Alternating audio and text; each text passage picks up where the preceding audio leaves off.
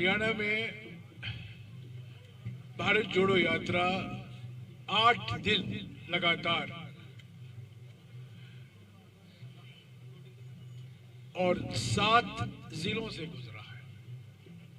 8 दिन और 7 जिले, नूंह, गुरुग्राम, फरीदाबाद, पानीपत, करनाल, कुरुक्षेत्र और अंबाला। कुल मिलाकर हमने हरियाणा में 255 किलोमीटर कवर किया है। 255 किलोमीटर। तो अभी हम यहाँ अंबाला में रुके हुए हैं। आज दोपहर को भारत जोड़ो यात्रा नहीं होगा। यहाँ से हम पंजाब जाएंगे, सरहिंद में रुकेंगे रात को। कल सुबह फ्लैग ट्रांसफर होगा हरियाणा पीसीसी से पंजाब पीसीसी को, और कल से भारत जोड़ो यात्रा की शुरुआत पंजाब। आज क्योंकि पंजाब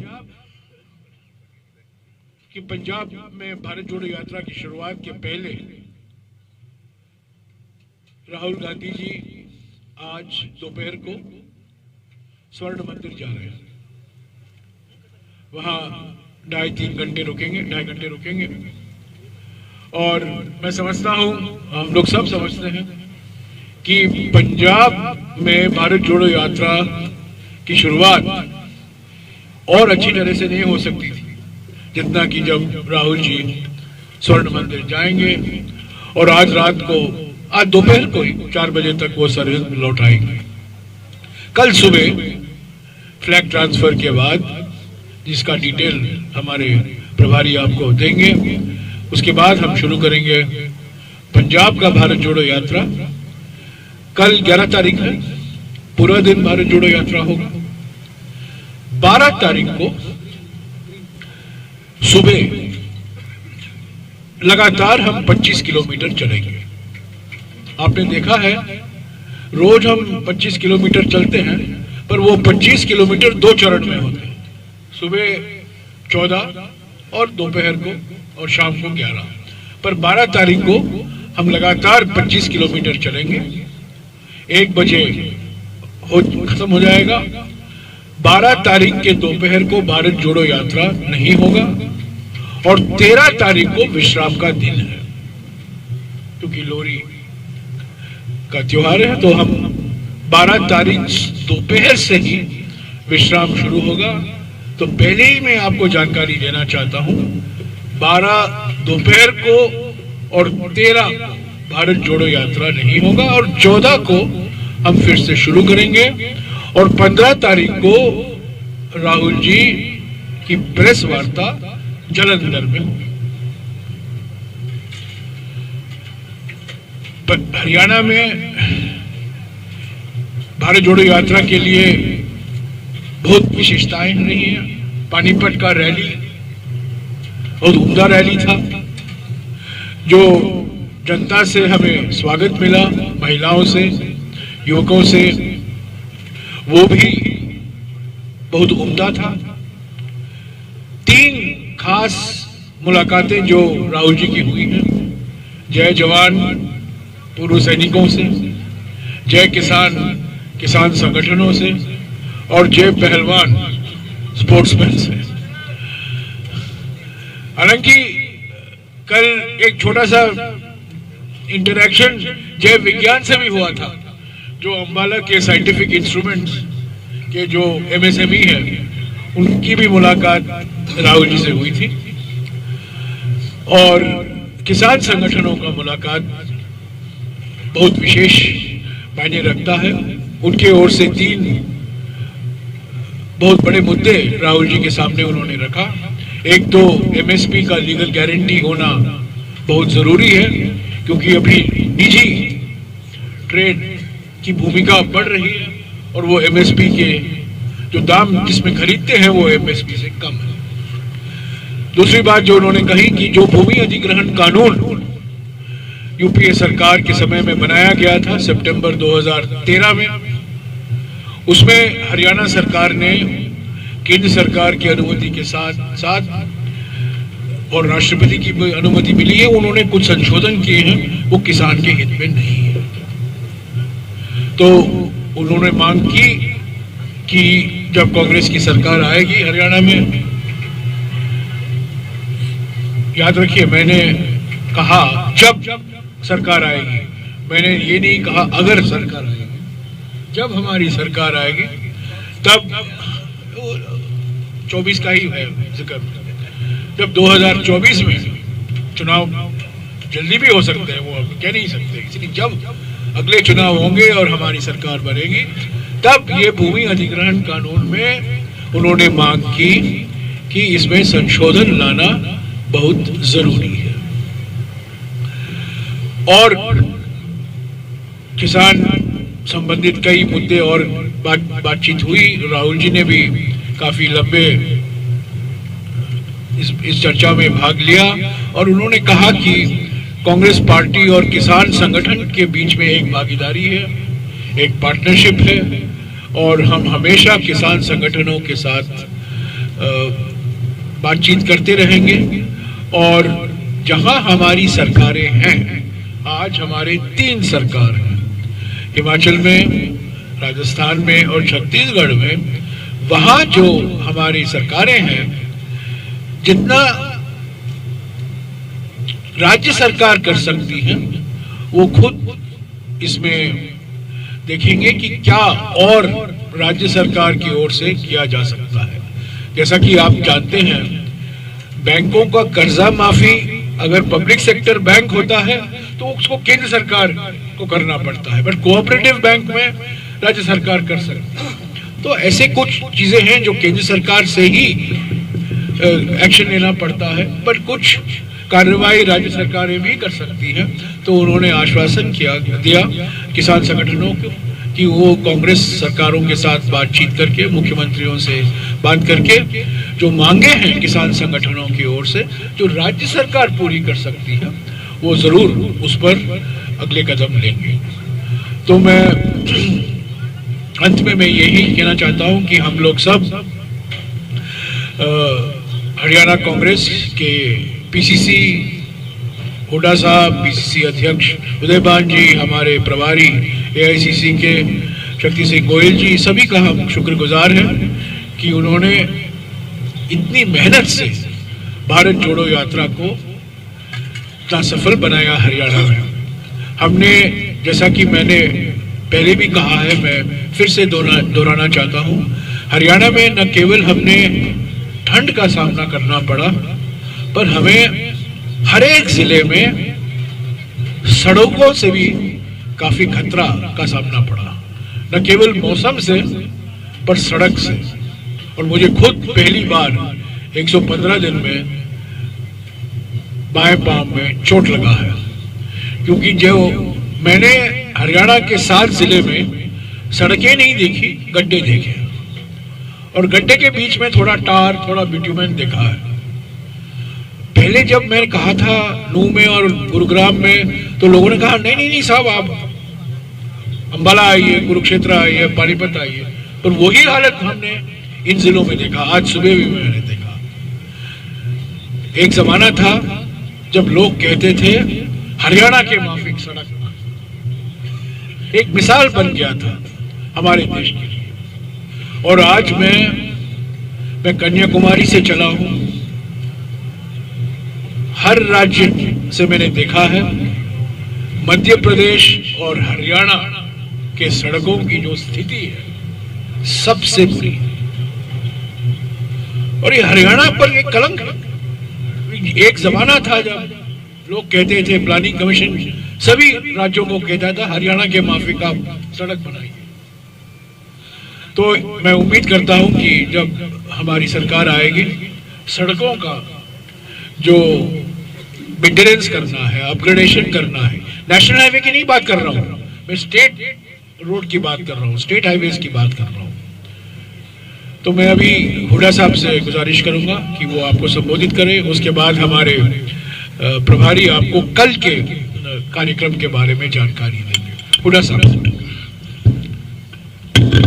हमारे मीडिया के चेयरमैन जयराम जी और शक्ति सिंह जी इंचार्ज, वह सभी मेरे विधायक साथीगण, उपस्थित पत्रकार बंधुओं, देखिए जैसा कहा जयराम रमेश जी ने कि 8 दिन यहाँ हरियाणा में राहुल जी ने यात्रा चलाई और 7 जिलों में आए, और 7 जिले भी ऐसे आए, मतलब जो दिल्ली के बाद जो हम चले हैं, जहां हमारी पार्टी कमजोर रही पिछले चुनाव में, लेकिन लोगों का जो रेस्पॉन्स देखा है, जिस प्रकार से लोग उमड़ के आ रहे थे, तो मैं ये कह सकता हूं हर वर्ग, चाहे वो किसान, मजदूर, व्यापारी, कर्मचारी, बुजुर्ग हो, बच्चे हों, महिलाएं हों, हर वर्ग के बहुत इतनी उमंग से आ रहे थे कि ये मैं कह सकता हूं ये यात्रा जो है जन आंदोलन में बदल गई हरियाणा में। और ये बात बिल्कुल ठीक कही उन्होंने। सड़कों की हालत खस्ता देखकर हमारे बहुत अपने आप पर वो हो रहे थे, क्योंकि सड़क में गड्ढे तो सुने हैं, लेकिन गड्ढों में सड़क बन रही थी हमारे को, ऐसी हालत हो रही थी कई जगह तो बहुत ही ऐसा, क्योंकि 8 साल से इस सरकार ने कोई मेंटेनेंस नहीं करी, चाहे वो सड़क हो, चाहे स्टेडियम हो गांव के, चाहे और कोई भी, मतलब कोई ऐसा काम नहीं है। तो जैसा मैंने कहा, नॉन परफॉर्मिंग गवर्नमेंट बनी हुई है यहाँ पर। और जो मुद्दे जो है, जो हरियाणा 2014 में कांग्रेस के समय में प्रति व्यक्ति आय, प्रति व्यक्ति निवेश में नंबर 1 था पूरे देश में, आज बेरोजगारी में नंबर 1 हो गया है, 37.4 सीएम आएगी। तो हमारे हरियाणा के मुख्यमंत्री कहते हैं ये तो प्राइवेट संस्था है, लेकिन जब यूपी में चुनाव होता है तो अपनी एडवर्टाइजमेंट में सीएमआई की रिपोर्ट देते हैं, गुजरात में देते हैं, हरियाणा में अब किस पे ये यकीन करेंगे। तो इस बात पे है, और मैं तहे दिल से आभार व्यक्त करता हूं सभी लोगों का, एक तो जिन्होंने इंतजाम करने में पूरा सहयोग दिया, हमारे विधायकों ने, और कमेटियां जो बनाई हुई थी हमने, उन्होंने, और जनता का, लोगों का जिस हिसाब से आए, अनुशासित रहे, और जो उनका उन्होंने प्रेम और स्नेह दिया यात्रा को, किस प्रकार से राहुल जी को बच्चे भी मिल रहे थे, महिलाएं भी मिल रही थी, बुजुर्ग भी मिल रहे थे, हर वर्ग मिल रहा था। फोटो खिंचवाने के लिए भी, कोई बात करने के लिए, सब अपनी समस्याएं रखी, अलग अलग इंटरेक्शन किए। यहाँ राहुल जी ने जैसा बताया, मतलब किसानों से, और जैसे आज अनएम्प्लॉयड यूथ से हुआ, इस प्रकार से अलग अलग पंचायती राज का हो रहा है, अलग अलग वो संस्था थी, और काफी रास्ते में चर्चाएं हुई राहुल जी की बहुत सारे व्यक्तियों के साथ। तो ये मैं लोगों का भी धन्यवाद करता हूं, और जो यात्री हैं, यात्रियों को भी शुभकामना भी देता हूं, और अपनी तरफ से ये भी कहता हूं पूरे प्रदेश कांग्रेस की तरफ से, कोई कमी रह गई होगी तो हमारे को ये क्षमा करेंगे। हमने प्रयास किया है पूरा अपना कि भाई इनका स्टे कंफर्टेबल हो, तो ये प्रयास किया है। मैं इन्हीं शब्दों के साथ जो है फिर से राहुल जी की जो ये यात्रा चली है, जो इश्यूज लेके चले हैं, वो बहुत ही अहम इश्यूज है, और देश को एक मजबूत देश बनाने के लिए ये यात्रा बहुत, आप देखेंगे, इतिहास में लिखी जाएगी। शुक्रिया हुड्डा साहब। शक्ति सिंह जी। थैंक यू जयराम जी। मैं सबसे पहले तो प्रेस और मीडिया के सभी साथियों का दिल से धन्यवाद करता हूं कि आप लोगों का प्यार, आप लोगों का समर्थन, कहीं कहीं आप लोगों की नेगेटिव टिप्पणियां भी हमें हमारी बात पहुंचाने में, आपके कभी अच्छे सवाल, कभी आपके एसिडिक सवाल हमको हमारी बात रखने में एक अच्छा मौका देते रहे। इसलिए मैं प्रेस और मीडिया के सभी साथियों का दिल से धन्यवाद करता हूं। मैं हरियाणा के सभी सज्जनों, देवियों, साथियों, बच्चों, युवकों, सबका धन्यवाद करता हूं। इस यात्रा को सफल बनाने में सबसे बड़ा श्रेय यहाँ की जनता का है कि जिन्होंने देखा एक पाक साफ नेता रोड पे चल के सच्चे मायने में एक तपस्या कर रहा है तो उसे साथ देना है, ये मान के लोग घरों से निकले। सुबह 6 बजे निकलना मुश्किल होता है। मुझे कहा गया था कि हरियाणा में महिला दिन मत करो, यहाँ तो महिलाएं निकलती नहीं, 6 बजे कौन निकलेगी। मैं उन बहनों, बेटियों, माताओं का भी धन्यवाद करता हूं कि महिला दिन असल में महिला दिन बन के रह गया। और किसी ने नहीं सोचा था कि जहां सेक्स रेशियो इतना डिफरेंट हो वहां इतनी महिलाएं राहुल गांधी जी की यात्रा में पूरे दिन भर रहेगी। पर कल आप सब ने देखा कि महिला दिन रहा और हम सब दूर दूर रहे, महिलाएं राहुल गांधी जी के साथ डायलॉग करती, बात करते रही। पूरे हरियाणा में उन लोगों की आवाज जो ना दिल्ली तक पहुंचती है, ना बड़े नेताओं तक पहुंचती है, उन समस्याओं और उन आवाज को राहुल गांधी जी ने कान दिया, आवाज दी और उनसे बहुत बातें की, उनके मन की सुनी। तो मैं हरियाणा के सभी लोगों का दिल से धन्यवाद करता हूं। आज मैं इस मौके पे कांग्रेस पार्टी के सभी नेताओं का, सभी कार्यकर्ताओं का एक प्रभारी के नाते दिल से धन्यवाद करता हूं। मुझे आप में से ही कुछ लोग शुरू में डरा रहे थे कि गुटबाजी है, कैसे यात्रा करोगे, आप भारत जोड़ो करते हो, हरियाणा में कांग्रेस कहां जुड़ेगी। आप सब ने देखा कि सिर्फ कदम नहीं, हमारे नेताओं ने दिल लगा के कदम तो मिलाएं, दिल भी मिलाएं और साथ मिलके सबने काम किया है। हमारे प्रदेश अध्यक्ष उदय भान जी, पूर्व मुख्यमंत्री, हमारे कांग्रेस पार्टी के विधायक दल के नेता हुड्डा साहब, हमारे 2 जनरल सेक्रेटरी एआईसीसी में हरियाणा से हैं, भाई रणदीप सुरजेवाला जी, शैलजा जी, हमारे सारे विधायक, वो विधायक बन के अहंकार में नहीं रहे, कार्यकर्ता बन के जमीन पे काम किया। हमारे इंचार्ज यात्रा के भाई दान सिंह जी, राव दान सिंह जी ने पूरे परिवार को लगा दिया था सेवा में। ऐसे बहुत नाम है जो कमिटीज के चेयरमैन, सभी का नाम लेना संभव नहीं है। मैं सभी का एक इंचार्ज के नाते दिल से धन्यवाद करता हूं। हाँ, दीपेंद्र सिंह हमारे एकलौते एमपी है, तो वो भी साथ बिल्कुल लगे रहे। और आपने देखा कि कहीं पर कोई गुट से ऊपर मोहब्बत की दुकान खोल के सबने काम किया है। आज आखिरी पड़ाव मां अंबा के नाम से जिस शहर को नाम मिला है अंबाला, उस शहर में जहां हमारी सेना के 2 कोर के मुख्यालय आए हैं, ये वो शहर है जहां महात्मा गांधी जी की हत्या करने वाले गॉडसे को फांसी दी गई थी। ये वो शहर है जहां पे 1857 का अंग्रेजों के खिलाफ जो सबसे बड़ा आंदोलन चला, उसमें अंबाला का बहुत बड़ा योगदान रहा। कांग्रेस के स्थापक सदस्यों में से अंबाला के हमारे उस वक्त के महान नेता अंबाला से रहे। तो ऐसे शहर में आज हमारा आखिरी पड़ाव है। मैं आप सभी का और हमारे सभी कार्यकर्ता, नेता और हरियाणा के लोगों का धन्यवाद करता हूं। आखिर में मैं आपके, जैसे कि हमारे जनरल सेक्रेटरी कम्युनिकेशन का आदेश था कल के प्रोग्राम के बारे में, आपका सुझाव मेरे लिए आदेश है।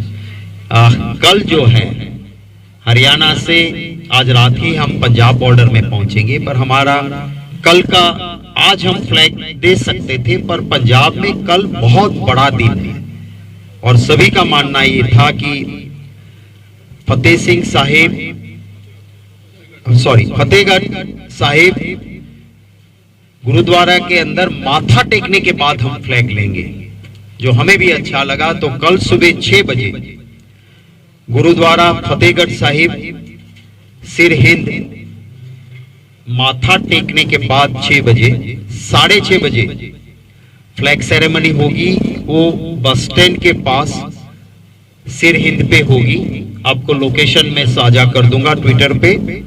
7 बजे कल पद यात्रा शुरू होगी।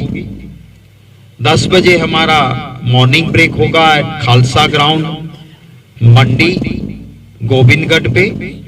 3:30 बजे फिर पद यात्रा शुरू होगी और शाम का हमारा ब्रेक होटल ग्रीनलैंड खाना उसके पास हमारा ब्रेक होगा खाना। और ये कल का हमारा पंजाब का प्रोग्राम रहेगा, वो मैंने आपसे साझा किया है। आप सभी का फिर से धन्यवाद करता हूं। आपको भी नया साल शुरू हुआ है, सबको बहुत बहुत शुभकामनाएं। Thank you very much. शुक्रिया। कुछ सवाल हैं तो हुड्डा साहब। ये सवाल है कि कल राहुल गांधी जी ने मौलाना के अंदर बोला कि 21वीं सदी में खाकी जो है हाफ पैंट में जो कौरव नजर आते हैं, उनका इशारा क्या आरएसएस की तरफ था या नरेंद्र मोदी जी की तरफ था? आप जानते हैं किसकी इशारा?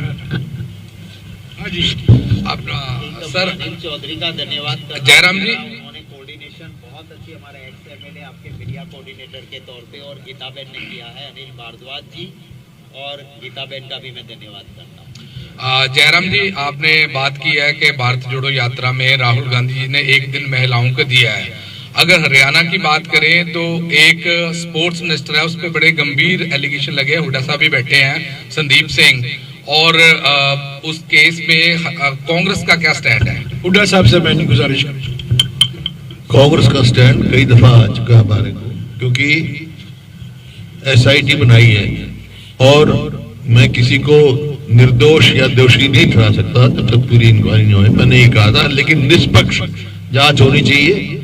दूध का दूध पानी का पानी होना चाहिए। उसके लिए जरूरी है ये मंत्री इस्तीफा दें और फिर निष्पक्ष जांच हो to the satisfaction of lady, और सेटिस्फेक्शन ना हो तो हाई कोर्ट के जज के द्वारा ये जांच होनी चाहिए। सर, मेरा सवाल जयराम रमेश जी से है। सर, आपकी यात्रा का मकसद है वो नफरत दूर करना है, तो जिस समुदाय के खिलाफ सबसे ज्यादा नफरत फैलाई जा रही है, मतलब उसके खिलाफ इतनी नफरत फैलाई जा रही है कि वो दूसरे दर्जे का नागरिक आज बना दिया गया है, क्या वो समुदाय आपकी इस यात्रा से जुड़ाव महसूस कर रहा है? और अगर आप सत्ता में या फिर जब भी आप सत्ता में आए तो आपके पास ठोस एजेंडा क्या होगा उनको मेन स्ट्रीम में या फिर बराबरी का हक दिलवाने में? जिस समुदाय के खिलाफ सबसे ज्यादा नफरत फैलाई जा रही है, उस क्या वो समुदाय आपसे नफरत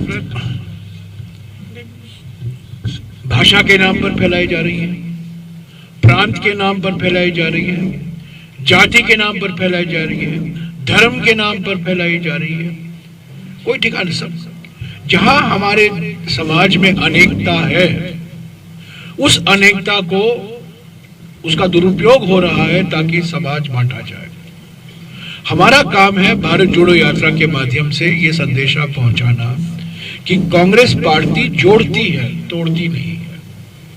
कांग्रेस पार्टी ये मानती है, हमारे संविधान जब बना था तब हमारे संविधान के निर्माता ने कहा था यूनिटी इन डाइवर्सिटी, यानी कि अनेकता में एकता। भारत जोड़ो यात्रा का सिद्धांत है न केवल अनेकता में एकता, पर अनेकता से एकता। अगर आप अनेकताओं को दबाएंगे तो एकता कमजोर होगा। अगर आप अनेकताओं को सम्मान देंगे, आप अनेकताओं को स्वीकारेंगे, आप अनेकताओं का जश्न मनाएंगे, तब हमारी एकता भी मजबूत होगी। तो हमारी अनेकताओं को सुरक्षित रखना कांग्रेस पार्टी की प्राथमिक जिम्मेदारी है, हमेशा रही है और रहती रहेगी। हम किसी भी विचारधारा के खिलाफ लड़ेंगे जो हमारे अनेकताओं को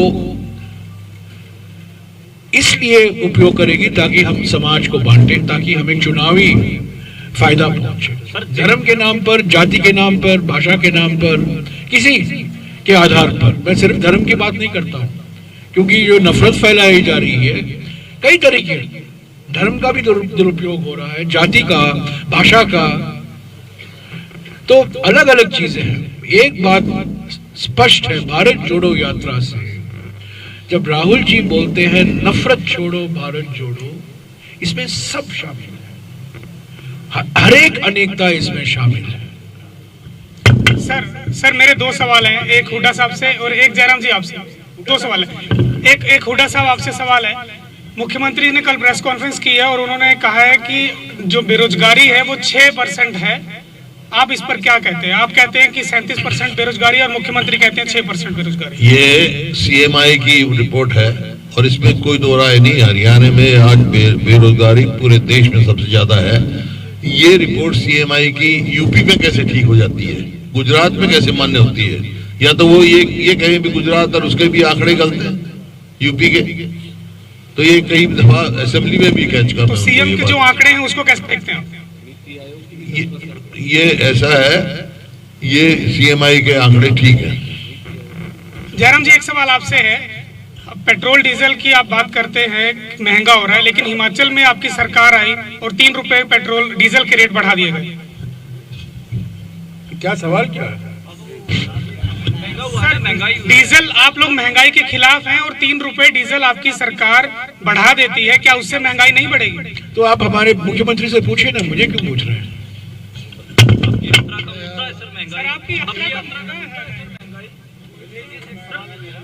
हेलो,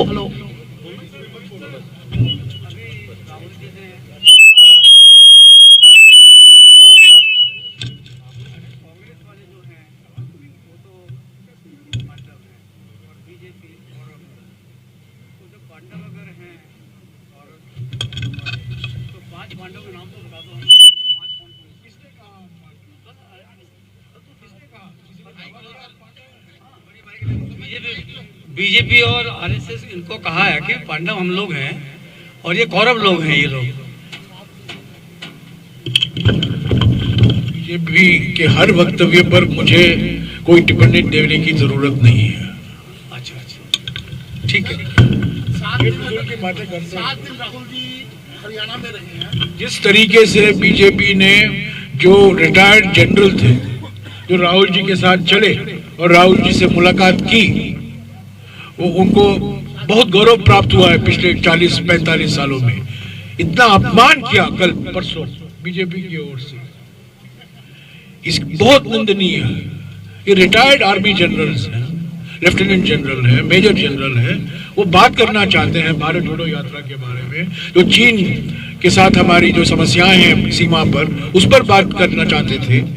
और बीजेपी ने जिस तरीके से व्यक्तिगत उनका अपमान करने की कोशिश की सोशल मीडिया में, मैं समझता हूँ उस पर मैं टिप्पणी हमने टिप्पणी की। तो ऐसे वक्तव्यों पर जहां गलत प्रचार किया जाता है उस पर मैं जरूर कुछ ना कुछ कहने के लिए तैयार हूँ। सर राहुल जी ने 7-8 दिन हरियाणा में बिताए और भारत जोड़ो यात्रा निकाली है। निश्चित तौर पे चलो भारत जोड़ो में जो है कांग्रेस को जोड़ने में तो कुछ हद तक कामयाब रहे हैं, लेकिन हरियाणा के जो मुद्दे थे वो मंच से नहीं उठे जिससे लोग जुड़ते। जैसे अभी एक अग्निवीर को लेके बोल रहे हैं वो सबसे ज्यादा, लेकिन अंबाला में तो लोग NDC को लेके हरियाणा में पूरे हरियाणा में लोग परेशान हैं। पिछले 8 सालों से लोगों की रजिस्ट्री नहीं हो रही, नगर निगम नरक निगम बना हुआ है, तो इन मुद्दों को कैसे इग्नोर कर दिया गया? मैं हुड्डा साहब से और शक्ति सिंह से गुजारिश करूंगा आपका सवाल जो है उसका जवाब दे, पर मैं कह दूं भारत जोड़ो यात्रा जो राष्ट्रीय स्तर पर जो चुनौतियां हैं उस पर राहुल जी ध्यान दे रहे हैं और उस पर जहां उनको मौका मिलता है उसके बारे में बोलते हैं। जो लोकल समस्या है, हरियाणा में किसानों की समस्या है, उन्होंने किसान की समस्या के बारे में बात की। यहाँ पूर्व सैनिकों की जो संख्या है उन्होंने राहुल जी से भेंट की, उन्होंने कहा कि जो पेंशन के बारे में हमें वादे किए गए थे वो पूरे नहीं हुए, उसके बारे में राहुल जी ने बात की। आप पूछ रहे हैं अंबाला आए हैं, अंबाला में जो लोकल इश्यूज है उस पर भारत जोड़ो यात्रा ने कुछ नहीं कहा। ये मैं नहीं समझता हूँ भारत जोड़ो यात्रा का मकसद, पर जो समस्याएं हैं वो जरूर मैं उनसे इनकार भाग नहीं रहा हूँ। मैं हुड्डा जी से और शक्ति सिंह जी से गुजारिश करूंगा कि इसका जवाब हुड्डा जी अंबाला से।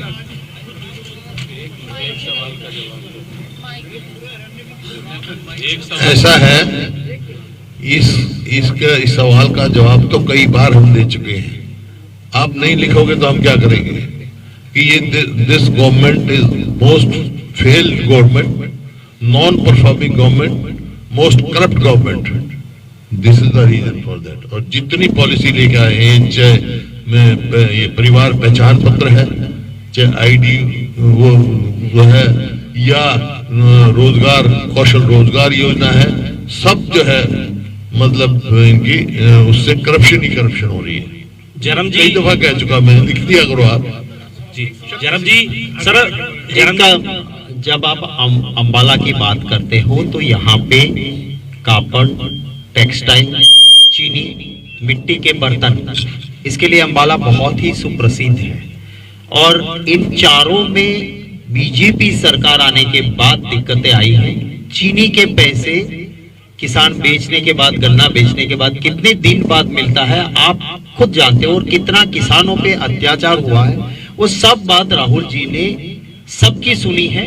जहां मौका मिला है उनके साथ इंटरेक्शन हुआ है, और इन सारे मुद्दों को आप चाहे हमारी रैली को देखें, प्रेस कॉन्फ्रेंस को देखें, इंटरेक्शन में देखें, लोकल नेशनल इश्यूज भी उठाए हैं। और कल को हमारी सरकार बनती है तो कौन मुख्यमंत्री नहीं, कैसा मुख्यमंत्री कि जो इस सवालों का उकेल ढूंढे, वो राहुल गांधी जी सबसे डायलॉग करते हैं। तो ये कहना ठीक नहीं होगा कि लोकल समस्या, और इसीलिए तो निकले हैं, लोकल लोगों की बातें सुनी हैं और उनकी जो समस्याएं हैं, और खुद जब पैदल पे चलते हैं तो पता भी चलता है कि क्या हालत है।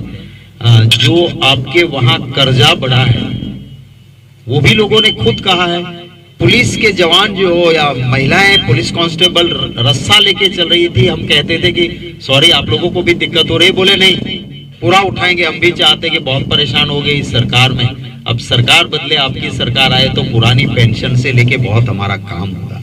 तो ये हालत है यहाँ के। Thank you. जयराम जी, एक सवाल है सर, अभी लंच इंतजार कर रहा है। जयराम जी सर, एक सवाल है, आप केंद्र सरकार की कमियां गिनवा रहे हैं पूरे देश में घूम के, राज्य सरकारों की भी गिनवा रहे हैं, आपकी भी 3 राज्यों में सरकारें हैं, तो आप उनके काम नहीं गिनवा रहे। कौन से काम अच्छे हैं जो बाकी सरकारों को कॉपी करने चाहिए, आपके काम करवाने चाहिए? ये वक्त नहीं है उसको गिनाने का, पर राजस्थान में अगर आपने देखा होगा, राजस्थान में जब राहुल जी थे, जब भारत जोड़ो यात्रा हम राजस्थान को गुजरे, जो राजस्थान सरकार के चिरंजीवी स्वास्थ्य बीमा योजना के बारे में हमने काफी, राहुल जी ने उस पर लंबी बात की और उन्होंने कहा कि दूसरों राज्यों के लिए ये मिसाल है।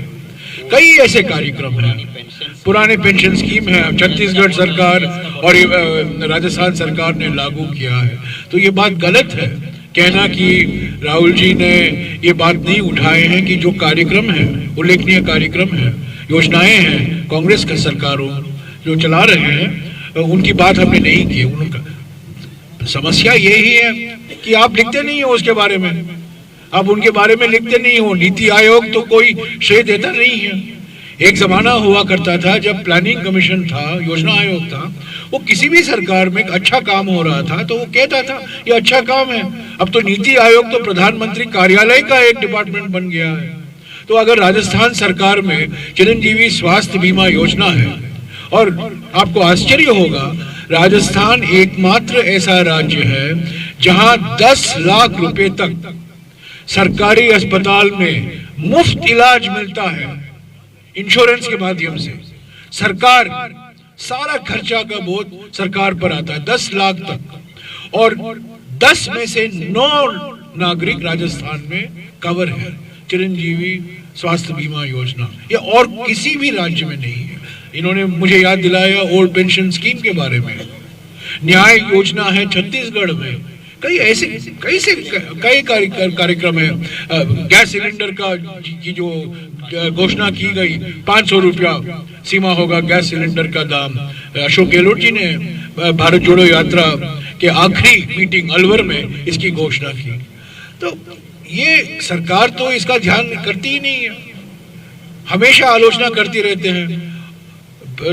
वास्तविकता यह है कि राजस्थान, छत्तीसगढ़, हिमाचल तो अभी सरकार अभी आई है, पर राजस्थान और छत्तीसगढ़ में, और जब हमारी सरकार थी मध्य प्रदेश में जो गिराया गया मार्च 2020 में, उस सरकार ने भी बहुत ऐसे काम किए हैं जो दूसरे राज्यों के लिए एक मिसाल है, खास तौर से कर्जा माफी जो कमलनाथ की सरकार ने मध्य प्रदेश में किया था। Thank you. क्या है क्या है बोलिए बोलिए क्या है?